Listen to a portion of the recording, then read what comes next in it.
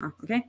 Hello, dear audience. This is Black Mountain Talks, and I'm Lena, and today I'm joined by Mike, and we are going to discuss latest military, updates which have taken place in past 2 weeks. And I think the most event which drew everyone's attention was downing of Ilyushin 76. And it happened last week, and some details of the incident are already known, and that's why I would like Mike to comment on this topic. Yes, hi everyone. Well, let's start first with Ilyushin 76. Just a brief introduction. That is the workhorse of the Russian transport troops and is used for many different tasks. This task was to bring prisoners to the nearest airport so that they can be exchanged with for the Russian prisoners on the other side. This flight was very well known. It was announced to the Ukrainian side. It was properly communicated. So Ukrainians, they knew exactly at what time the plane will be in the airspace, which will be the final destination, because that stuff is something that is communicated between the negotiation teams on both sides. So regarding to that, it was not the first time that plane came to Belgorod area. That airport, by the way, or airfield, by the way, is not functional for the civilian transport, but military is using it occasionally. So we all know that military flights are not announced all the time, but this was not considered as a military flight because it is the prisoner exchange flight. So Ukrainian side was very well aware of the flight path, timing, or even if they were not informed, or they didn't know exact time when the plane will be there. They can judge that by the previous experience, by the previous stuff. So it was we can call that routine flights. And that routine is something that provided the Ukrainian side with the opportunity to inflict some damage. There were talks about some VIPs on the plane that were about to board the plane. I think it was from Moscow, but in the last minute they were informed not to board the plane. But the plane took off with prisoners and minor escort guard and the crew.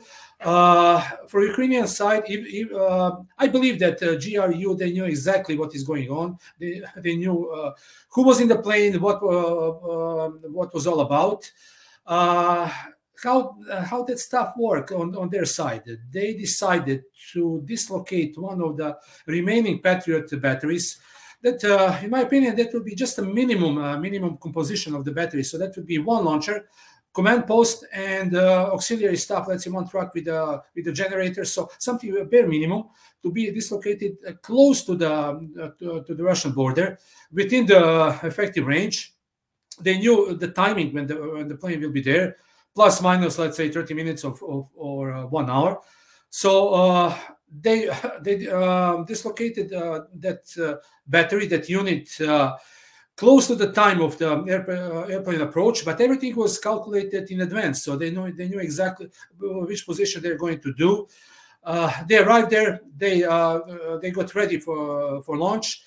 Radar, very powerful radar. They located and locked onto the approaching target. In this case, there was a lot of talks about that plane was actually taking off from Belgorod, but that's not true, because plane will circle around the place, around the airfield, to get into the proper position for landing. So that can alternate course, let's say for 180 degrees or something like that. Doesn't really matter. But plane was on a descending to the airport. Basically, in that position, in those circumstances of landing, the plane is sitting duck. That plane doesn't have any decoys, any countermeasures against the missiles. So it was a routine task for the crew. Was it Ukrainian crew or mixed crew? Let's say U.S. or German advisors. Time will tell, but I would say they had, with all knowledge, with all stuff that they knew about the arrival of the plane, it was routine. Go there, let's say, illuminate for a couple of minutes, just enough so to get the target lock on and launch. After that, within a minute, they will already turn off their stuff and got ready to dislocate to another position, which was already predetermined. So that was a classic ambush on the unarmed plane, which unfortunately were transporting their own people. I have doubts that Zaluzhny, as commander-in-chief, knew about this, that this was classic footprint or fingerprint of the intelligence service action. So the one who can be that we can talk about responsibility, that will be Budenov. So that was classic ambush to try to attempt to, let's say, assassinate some of Russian VIPs, maybe generals or somebody in political establishment. But unfortunately for them, it was full of Ukrainian POWs. There were some dumb stories about riots that they tried to hijack the airplane. It simply doesn't make any sense, because those people will be freed in a few hours. So whoever talk about that, his or her IQ is not really high. According to this reports from the morning, they found the shrapnels, they found some parts for the missiles. So I would say that would be either the Patriot Pack A or Pack 1 or Pack 2. So because it was evident that there was a blast in the air, which was caused by the proximity fuse, and that proximity fuse activated warhead. Shrapnel simply shred the surface of the airplane. Highly likely the hydraulic controls for the flaps or tail surfaces were damaged. So the plane was uncontrollable. The pilots, they've done whatever they can to steer away from the village, nearby village. So. And the rest is just a history. Of course, Ukrainians, first day they celebrated Downing. They said, "Oh, they didn't." It's standard story. I mean, they've done that, obviously, 100%. They engaged the plane. They destroyed the plane, knowing that prisoners are on board or not. Dead mouths don't talk. So who knows what is the real background? But we can have some assumptions. I would say, as of today, it was definitely a U.S. Patriot, but this would be the first case that U.S.-made weapon is used to target anything inside Russian territory before February 2022. So this is going to the rapid escalation. So, and from there, I don't expect that anything good is going to happen. So it will be only worse. So situation is that Ukrainians definitely executed their own POWs by mistake or not. The time will tell. But deliberately, they know that the plane will be in that area. They know the very close timing. They saw that before. That stuff was communicated to them. Who is going to blame for that? We now see some turmoils inside the Ukrainian political and military leadership. Talks about replacing Zaluzhny with somebody else. But bear in mind, Zaluzhny is a professional military officer, so he's a strategist. He knows the operational art, military art. If they replace him with Budenov is a competent leader for the intelligence. Experienced one, fanatic, not fanatic in the case of fanatism, but he's devoted to his cause. He's devoted to his views. Right winger to say, but he's competent. He's somebody that Russians need to be aware of, and I'm more than sure that they know exactly everything about him and his capacities. But he's not military leader. He's not competent to lead the military.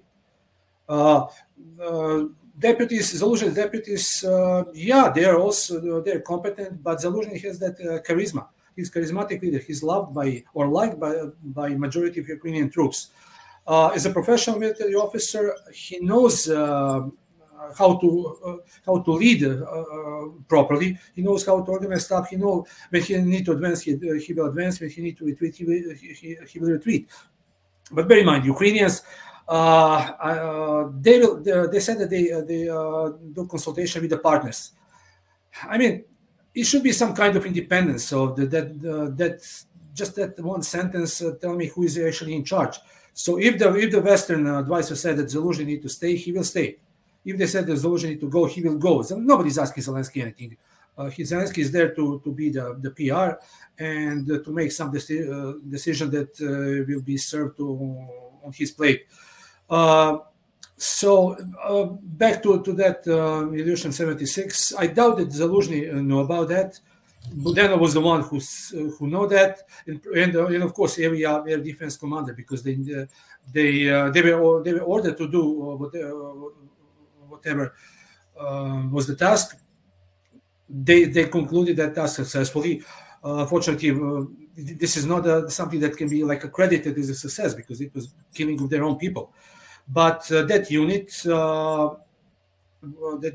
has done what they were tasked to do. Who is to blame? Well, also sometimes in the future we will know that for sure. But I'm leaning that this is not the first. This is not actually the last incident that is going to happen. As the more Western weapons, advanced Western weapons, is pulling to Ukraine, and Budanov is taking more and more role in that. Stuff that military intelligence or special forces is doing. It will be more and more attacks on Russians' territory before 2022.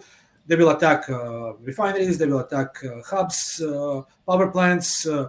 So not really bright future is waiting regarding to the military operations. When I said bright future, I meant about the military action. So it will be more this kind of, we can call it terrorist attacks or special forces attacks. This is something that is one of the choices left for Ukrainians. In the battlefields, different battlefield areas, Russia is going to do what was the plan? Attrition, simply attrition, grind whatever Ukraine can bring to the front. So bottom line in this case, deliberate downing of the plane, knowingly that POWs were inside. What was the goal of that? Well, somebody need to be blamed, and usually commander-in-chief will be blamed for this kind of decisions. Even he probably and highly likely didn't know about that in details. Mm-hmm. Yeah, that's very interesting, because I had also heard some versions. One of the versions that I heard, that it was like a birthday gift to Zelensky, so he could show how Western weapons work. As if there were two teams. One team offered some kind of informational victory, as Ukraine usually does, and the other team just proposed that, we can show how effective Western weapons are, and here is your birthday gift. Well, it's a strange version, but I think it's a strange version. People can talk anything. It was one that I heard from Info Field, and it was very interesting. It drew my attention here. Yeah, and what is also interesting, I had read through public comment, and maybe you could comment on how air defense works, because there were questions if say plane was downed by Patriot missile, why Russia didn't cover its own plane by hitting down those Patriot missiles. Is it possible to hit? Or as far as I know from like military people, that air defense must be off when exchange of prisoners happens. Yeah. Well, what's the order? How this stuff work? How this stuff work?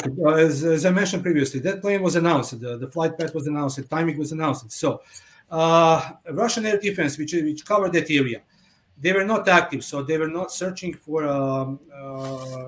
with the fire control or tracking radars. They were just normal surveillance radars.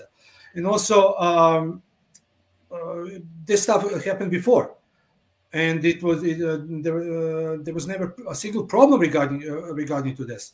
So also people need to know, viewers need to know that air defense is not 100% proof impenetrable. So there are always some places, for instance, where something can go through. What does exactly mean? Directions of the most risk conditions, like front line, most likely approaches of the cruise missiles or shelling. Those areas will be covered. Those areas will be covered with the echelons of air defense: long range, medium range, short range, and manpads, like a point defense. But not every single kilometers of the front line, which is 700, 800 kilometers, will be covered 100% all the time. That is the role of to find those gaps. The other side is going to employ electronics intelligence, so try to see footprints or fingerprints of those radars and to pinpoint positions. I will talk about that later when we talk about the Russian corvette that was damaged or probably sunk. But for now, as the plane was in the prisoner exchange mission, so there was no, in Russian estimate, there was no imminent danger of engagement with the cruise missiles, with the Ukrainian cruise missiles, because Russia also has a long-range surveillance radars. They didn't pick up any Ukrainian plane, potential carriers of the like a Storm Shadow or Scalp missiles. So it was pretty much a routine situation. Now Ukraine, they put the ambush. If the missile battery is silent regarding to the electronic emission, so basically that does not emit anything, just waiting, it can be detected with electronic means. It can be detected, let's say, with some other means, let's say aerial reconnaissance or thermal imaging systems, drones or something like that. But there was no emission. There's no electromagnetic radiation into the space. Moment when they turn on a radar, search radar of Patriot battery, that signal was picked up somewhere in Russia. Now when they pick up the signal, what they have to do, they have to analyze that signal. So frequency, position, the triangulation, or something like that. So they will analyze that, but it will take a time. It will take several minutes to locate that. Now, assume that they located that detected and located and identified within a couple of minutes. They will see, okay, this is the emission of the fire control radar. Battery is there within the range. Now, what can they can alert Russian airplanes which are in the space, but also for that need the time is needed. 30 seconds, 45 seconds, 1 minute to communicate. In that time, let's say several minutes, Patriot battery will search with the tracking radar, locate the target. They don't even need to scan the whole area. They can just point to the azimuth. They know exactly where the position is, where the position is of the airport, and timing. So all they need is to pre-position the radar antenna in that direction. Turn high voltage on, detect the plane, lock onto, and fire the missile. Launch the missile.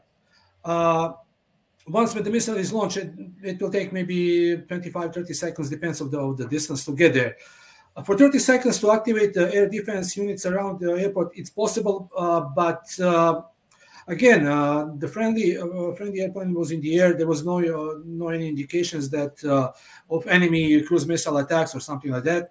So the time is precious, and that time that Patriot flew for that 50, 60, about 60 kilometers, it is very short. So the missile reached the target. As soon as they launched missile, they start to pack already. So it is very, very, very fast reaction time. So Russia didn't have time to respond first to the missile, to engage that missile. It's flying maybe 2.5 Mach or maybe even 3, depends exactly what type of missile is involved. But the time is really short. Ballistic missiles, yeah, if that is launched, they will know, they will detect that, and they will assign to the particular air defense units in the area which are in the range.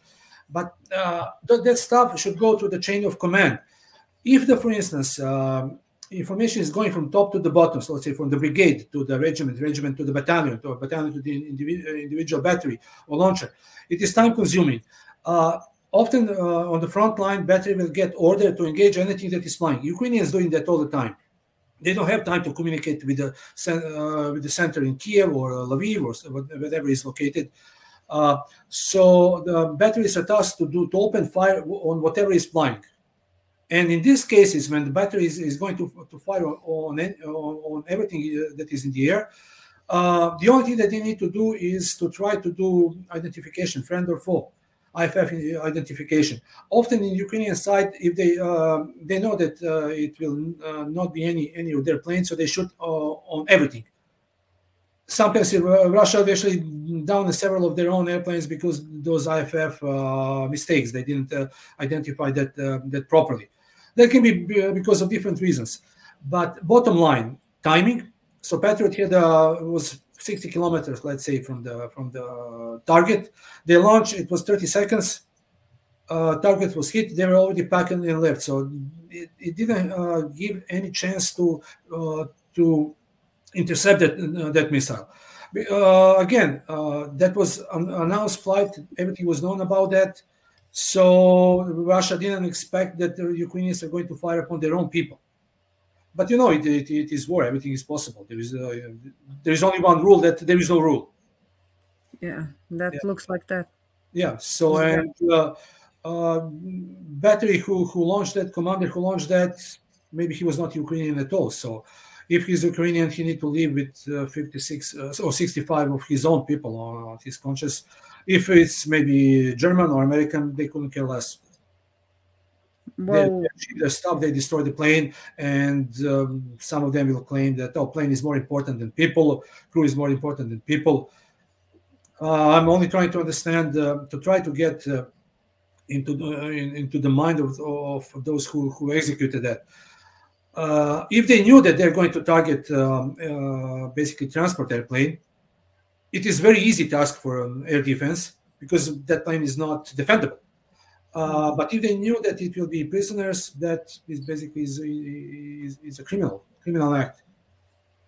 Yeah, that also defines it all what was there. Because first, what I have read from the Ukrainian sources, like Trucha channel, and they claim that that plane was full of S-300s. No, that is nonsense. That is simply nonsense because S-300 is not something that they will load into the Ilyushin 76 and ship close to the front line.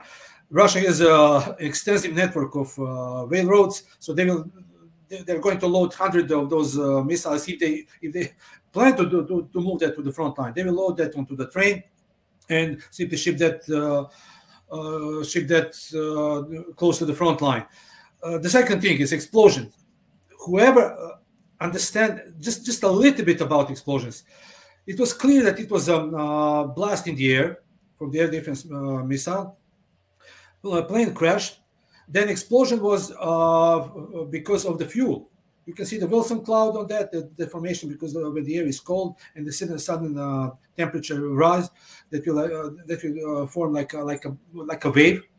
This is the first thing. The second thing is there was no secondary explosions. Bear in mind, S-300, there is a rocket fuel, there is a warheads.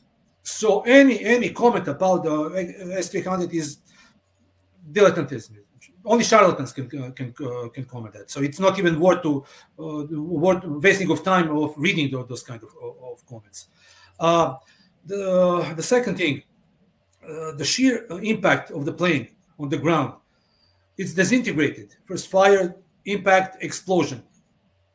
It's but explosion not because of some hypothetical warheads inside or missiles inside. It was explosion of the plane fuel. That plane was the plane when they sent that plane from Moscow to Belgorod. He can spend maybe not even 1/3, maybe a quarter of fuel tanks. So he was full of fuel. And explosion of that fuel is very characteristic. You can see that flame, then black smoke. Yeah, there is simply no doubts about explosion of that fuel. So, and impact was so strong, blast was so strong, and fire was so intense that the plane disintegrated together with everybody inside. Yeah, I have seen the video of the plane. Like it was flying and burning at Yeah, because it probably hydraulics was damaged, so the inoperable. The crew couldn't manipulate with the commands. Then the engine and fuel, I would say in the right wing, caught fire, and after a few seconds, it crashed. And yeah, I have also heard like Russian military experts speaking on the catastrophe, and Vladimir Trukhan has spoken about it, and he said that it was an ambush, and they knew exactly who they were targeting. Yes, and they specially caught the plane when it was going to land because because the decreasing was speed. So maybe 240 kilometers per hour was the approaching speed to the runway. And it was perfect solution.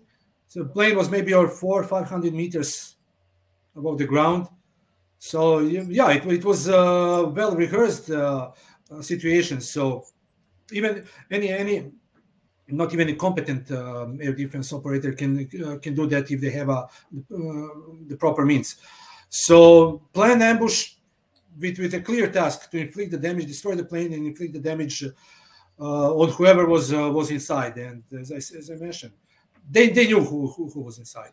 Yeah, because again, according to what Vladimir said, it is that such a plane like Il-76, it's not very easy to take down. So if pilots had more speed and more height, they could have even landed the plane safely. Yeah, even landed in the field, because as far as I know the geography around Belgrade, there are plenty of like pretty flat fields.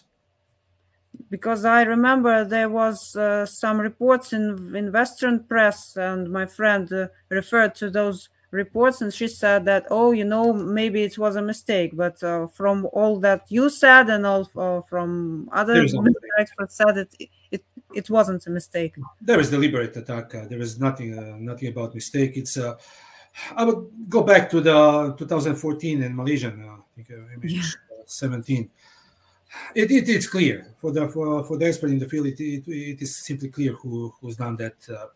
But public how media works. If they try to serve many lies, they think that maybe one day it will become true. But this is the second time actually they one side is intentionally hitting the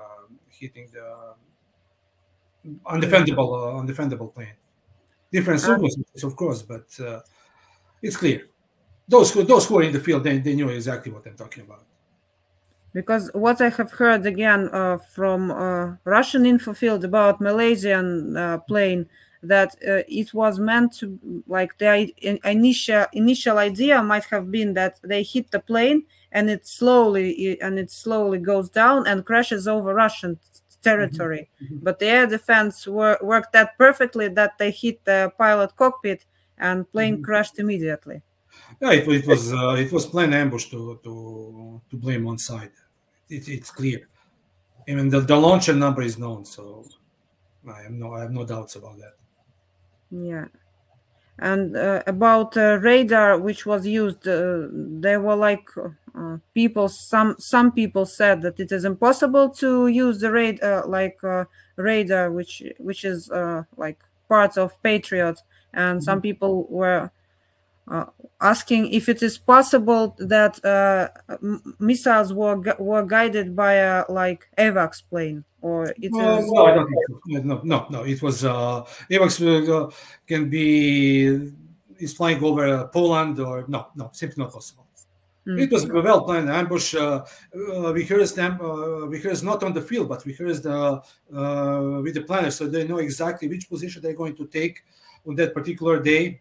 And there will be calculations were done exactly where the azimuth is, so to do as less possible emissions of radiation as they can. So when they know exact approach of the plane, their position, distance, this is three parameters that they can simply plug into the system, and instead to let's say 4 or 5 seconds to search for the target, they will acquire that within a second and a half. Yeah, so that's clear now. And about high-ranked military personnel, is it possible that Russia could have been transported high-ranked military officials on a transport plane? Maybe they could have taken the transport plane and helicopters, high-ranking military personnel, they often fly with that. So, but I don't know I don't see any reason why they should put, let's say, in the prisoner exchange plane, because maybe some kind of, for the political reasons, I really don't see that. They will probably for the VIP transport they will use some smaller planes or helicopters. There is no need to fly with a heavy transport plane. Yeah. So this plane was simply tasked as several times before to bring the prisoners to the closest airfield to the border or to the front line, because those prisoners they were not in Donetsk or somewhere close. They were deep into the Russian territory. So the fastest way and the way that it's work is to bring them by plane, and it happened before. I read some posts that the former Ukrainian prisoners, they said that they flew exactly with that plane, maybe not the same one, but that plane on the same to the same location.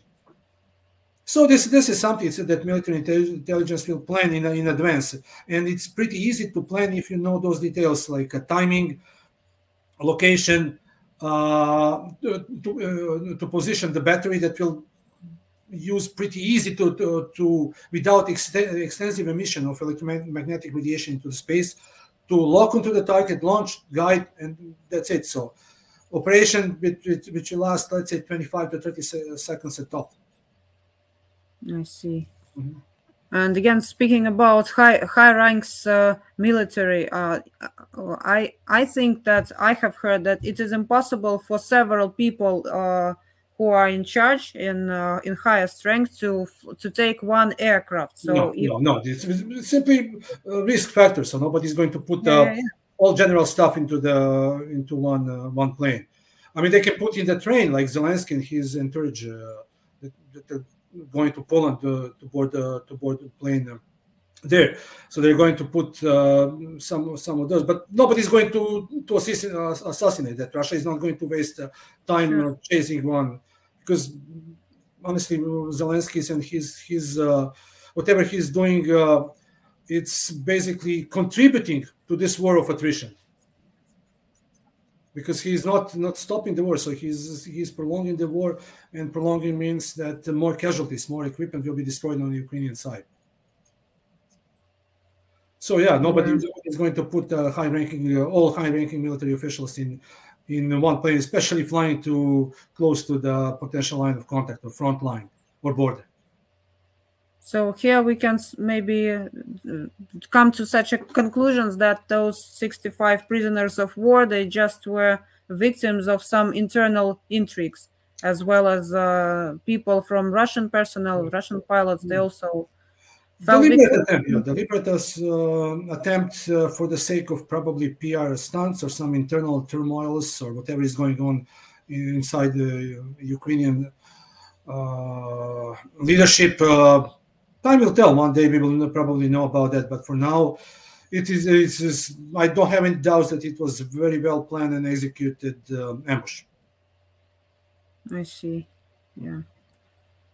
And maybe next question. I was thinking about that shelling of U.S. military base in Syria by Iran, and what could that possibly be? So we're changing to this region because it's also interesting to know, and it's also like explosive region. So what? Yeah, it's a volatile region, volatile area. So first thing first, what US doing there? They're just occupying. Nobody invited them. They just invited themselves for the sake of defending freedom or whatever they call that. So occupied a portion of the territory, trained whoever was against President Assad, extracting the oil, guarding the oil, because it's basically in the most plain language, it's a theft of natural resources. And also operating intelligent assets from that area. So I read the story. Why they didn't intercept those drones or drone that hit the base, because their drone was also in the air. Maybe not. Who knows? But the bottom line, Iranians directly, they didn't attack that. There was a people who sympathized, they called them proxies. Somebody called them proxies, somebody will call them freedom fighters, whatever. They're just those groups are simply groups who are opposed to U.S. presence in the region.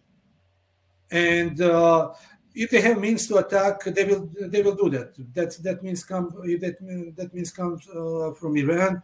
Yeah, so be it.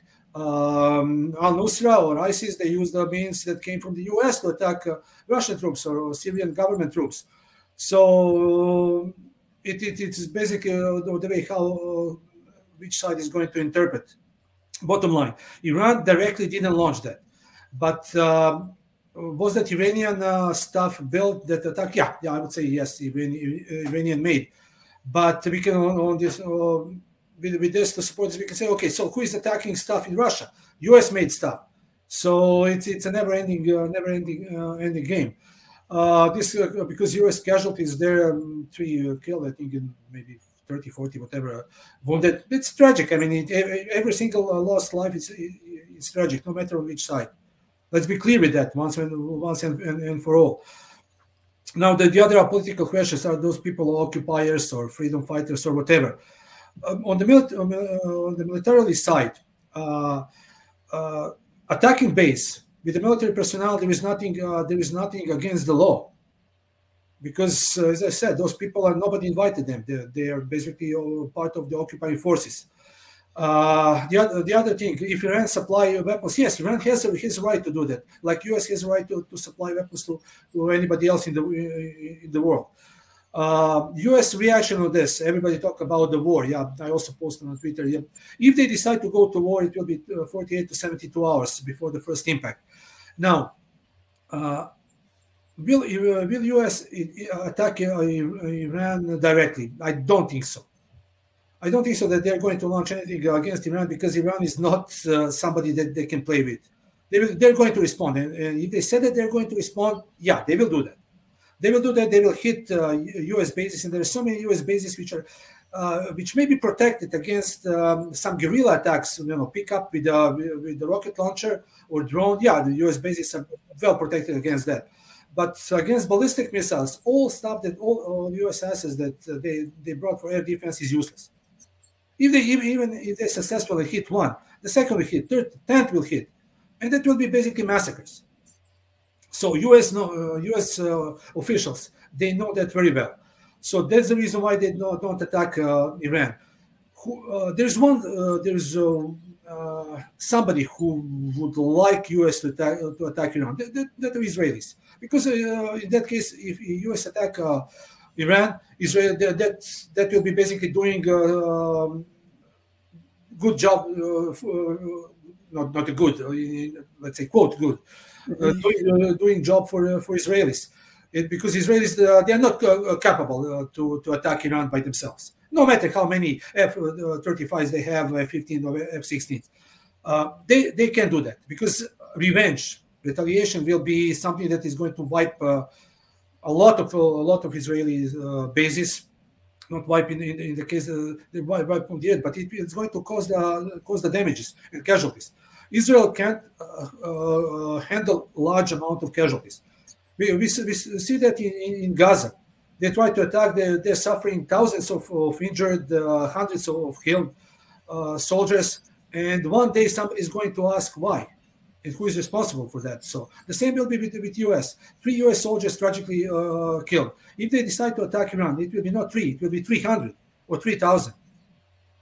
They can enforce bombing Yemen or whatever, trying to hit Houthis. But they not dare to attack how they, for instance, attack Libya or Yugoslavia or Afghanistan, because the Iranians and Houthis, they're going to retaliate.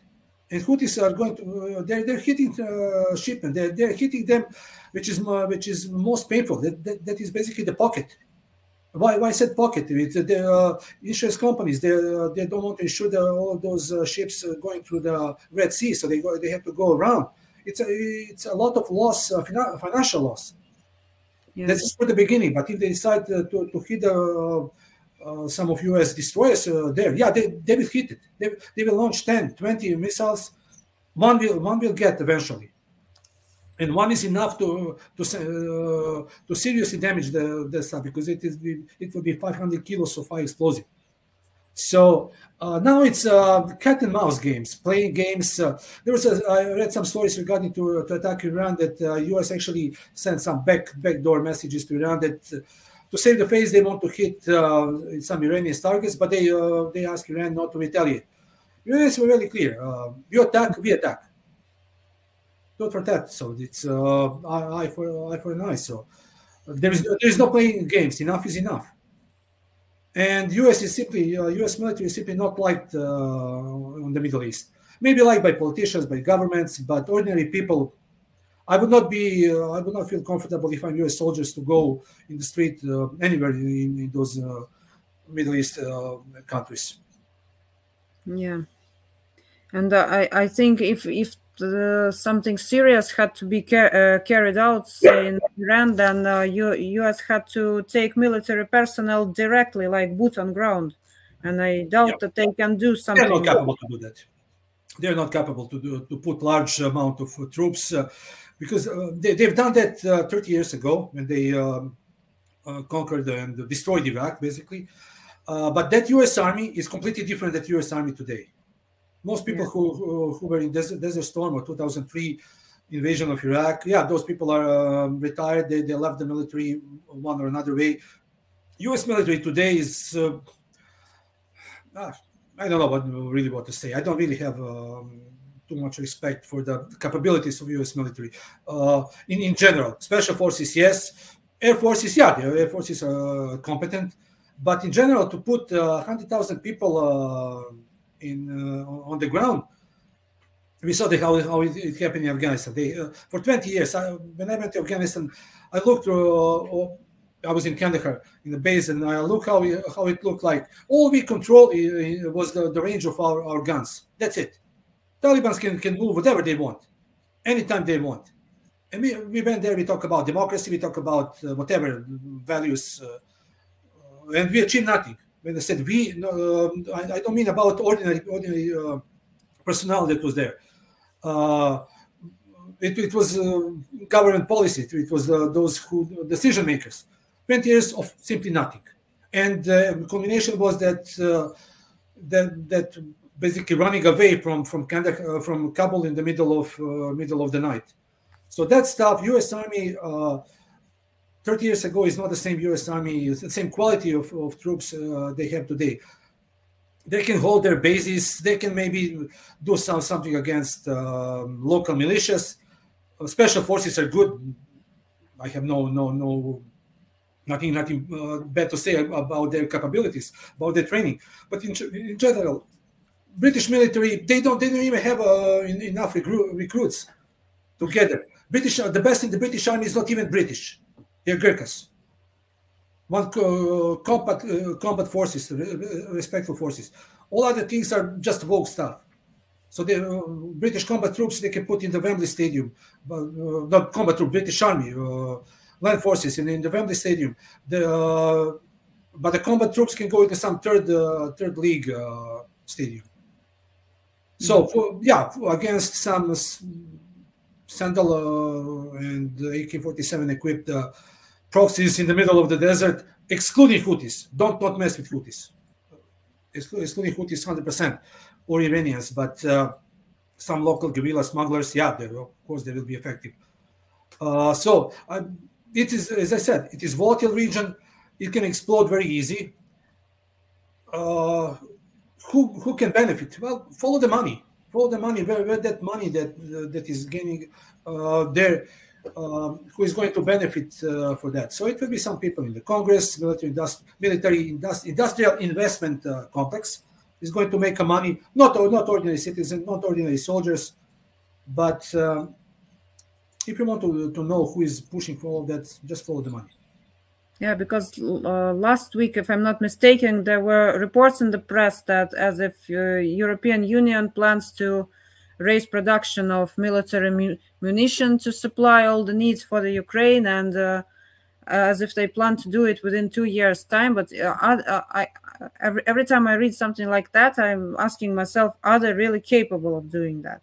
So No. plans are plans, but plans are plans. Yeah, plans are plans. So the leadership in Brussels or whatever European Commission, they're useless anyway. So they can do everything. They can talk everything, but in practice, if they want to win, which I don't think is possible at all, they need to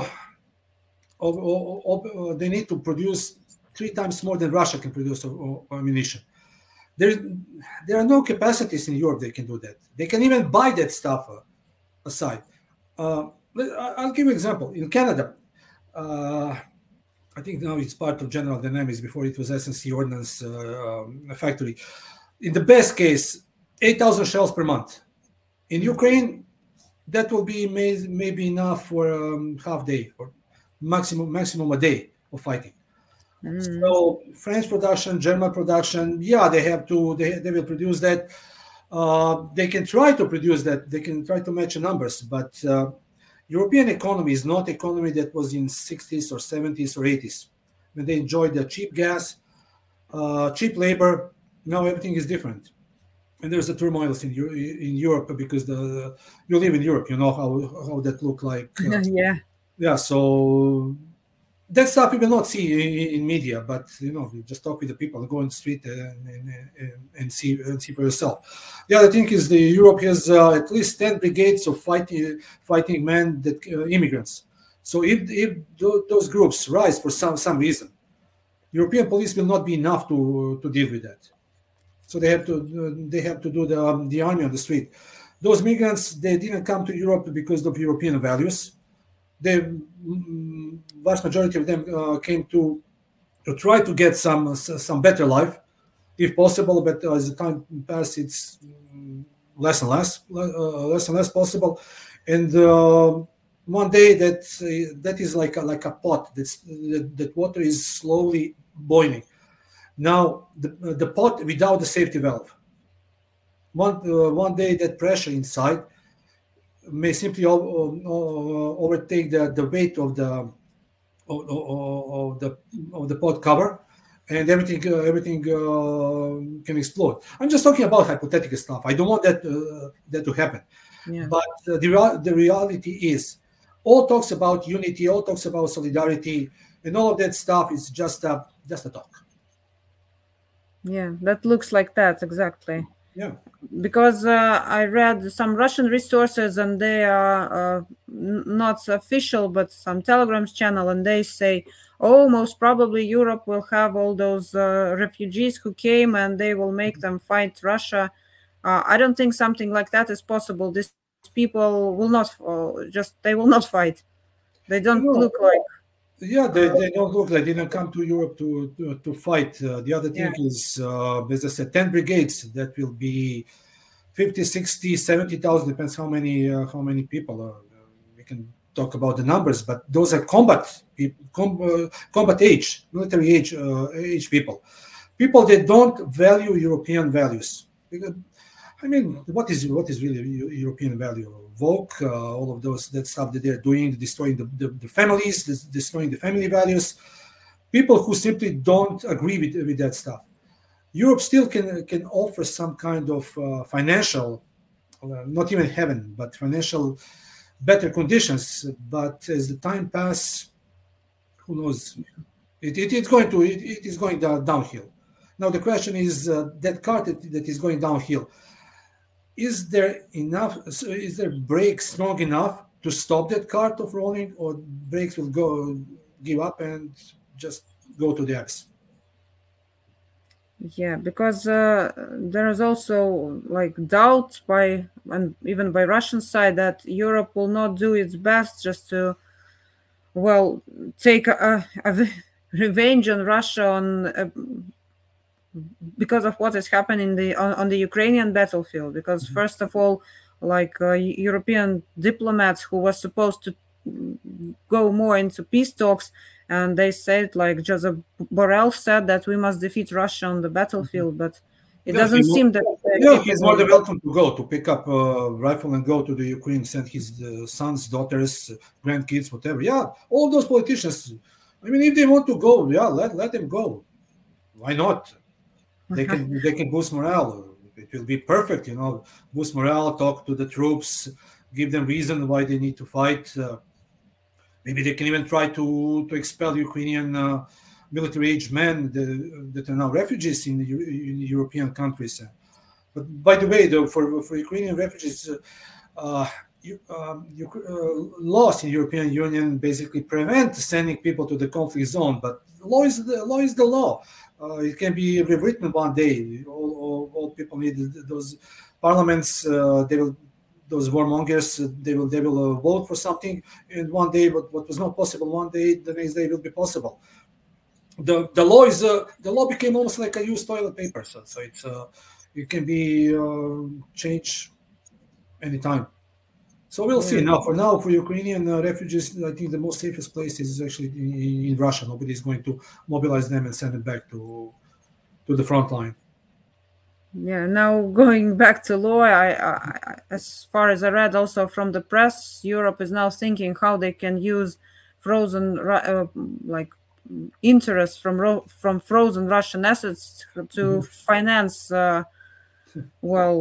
Ukraine, or finance themselves. And here I have, it's not military question, of course, but it's maybe somehow related, because it goes to the reputation of the states which are about to do something like that. Well, theoretically, of course, that's how banking, so it's more not my field of expertise, but is ordinary citizens. If they try to confiscate the stuff, and they already I heard that they took some houses, boats, ships, whatever. They can try to do that, but once bear in mind that not only Russia has assets in Europe. There's China. There is other countries. Yeah. So if a group of thieves can just steal something and reuse that against somebody else, reputation is then zero. Who is going to put the money? And that is actually, I think that is going to backfire. So backfire, I mean people or countries. Actually, we are not talking now not about people. Countries are simply going to withdraw their stuff. Look what's going on with France and Africa. They are losing the whole colonial stuff. People in Africa, they had enough of those French democratic looting of their natural resources. So, and France is boiling inside. So maybe guillotine is going to roll again. Maybe not in such scale as not in such scale, but not in such scale. Guillotine is a symbolic. It's danger to enrage the ordinary people. And now who is going to trust government after that? Nobody.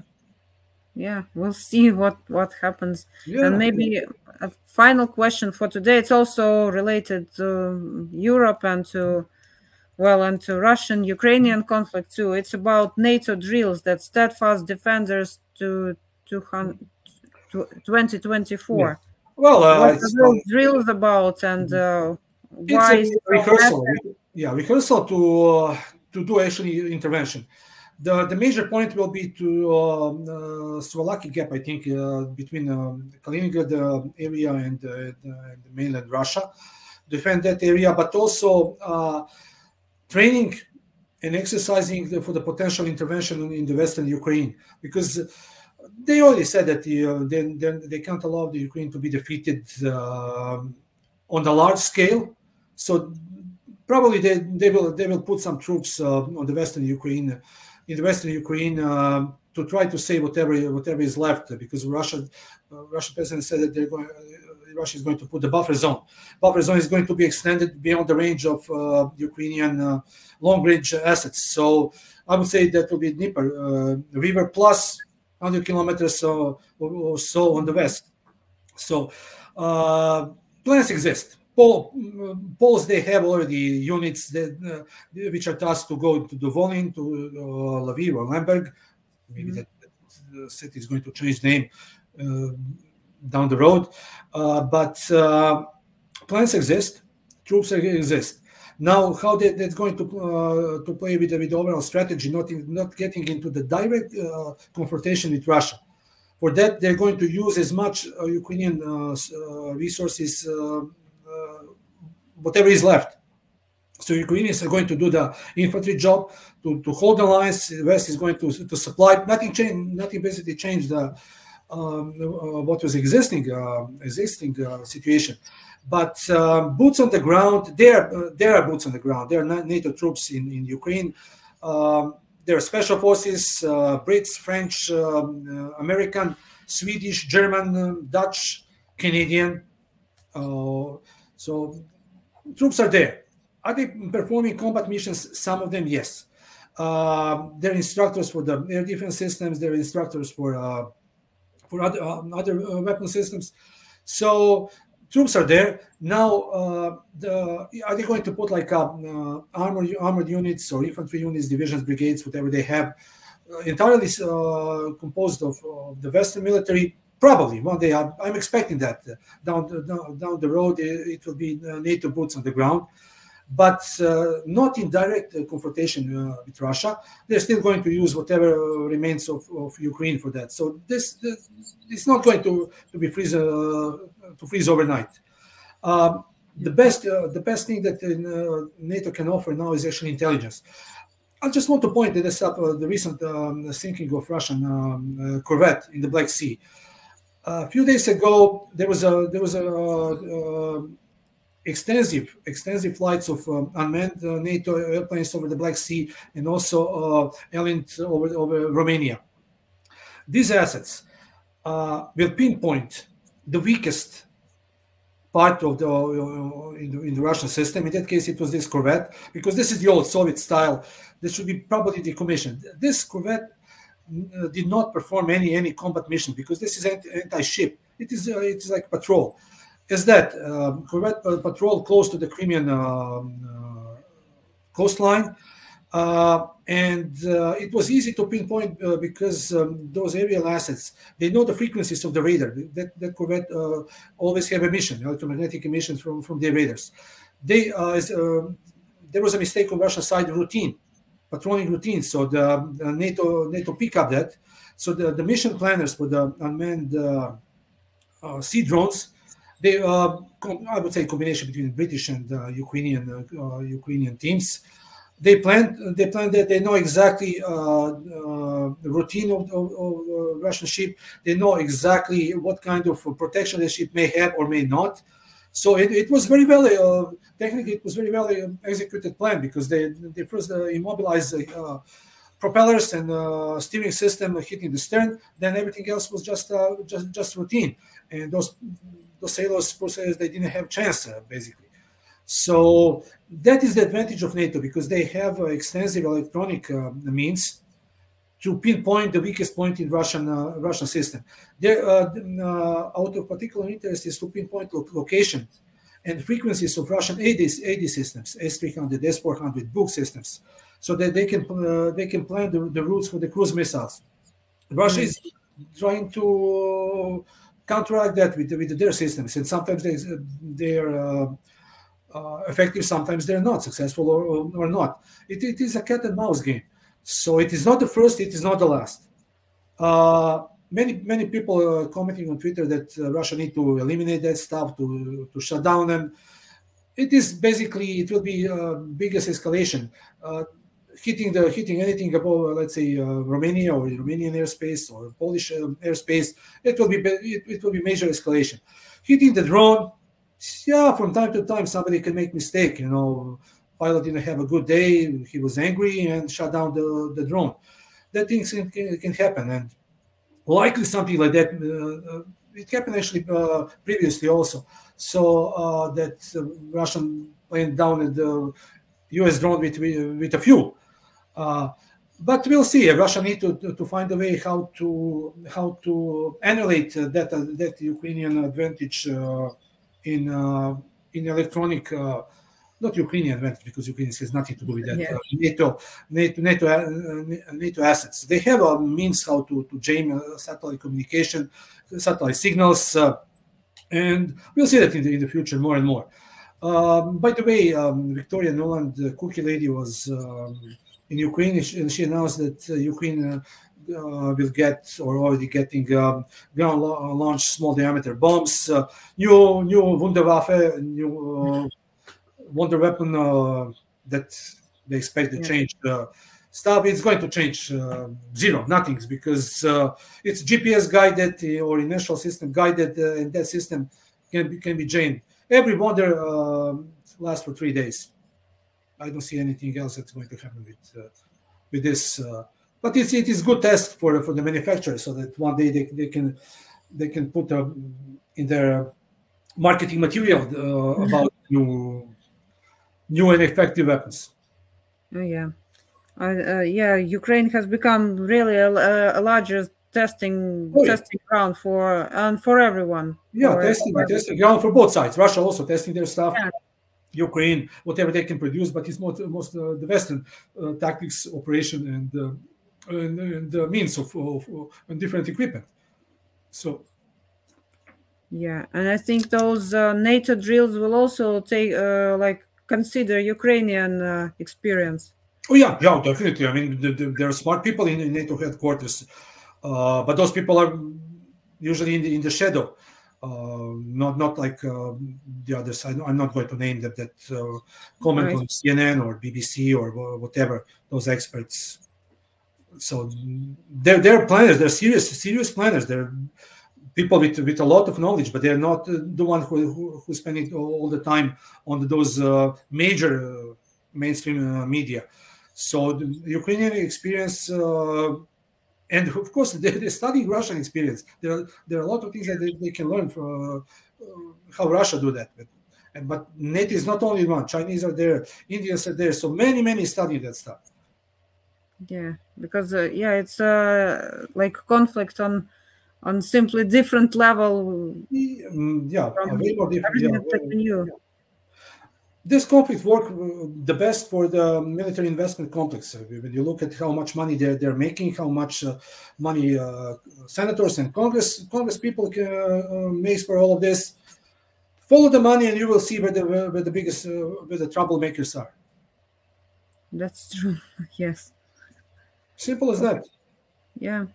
Okay, then. Thank you for a very insightful interview, and I would like everyone to subscribe to our Substack. It's bmanalysis.substack.com. You can see it here in the below. If you are not subscribed, please do that. And thank you very much, everyone, and see you next time. Bye. Bye.